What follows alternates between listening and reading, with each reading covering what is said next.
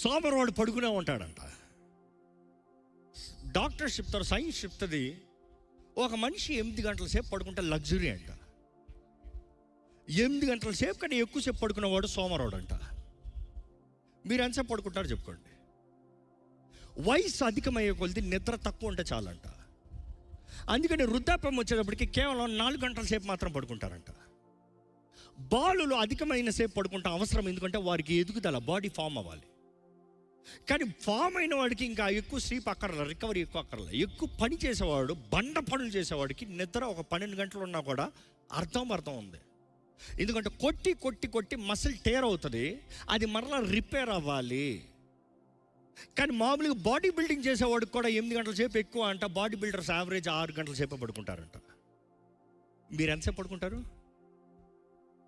మీరే జవాబు చెప్పండి. సరే, 24 గంటల సేపులో 8 గంటల సేపు పడుకున్నారు, ఇంకా ఎన్ని గంటల సేపు మిగిలి చెప్పండి? ఉద్యోగాలు చేస్తున్నారా? ఎన్ని గంటల సేపు?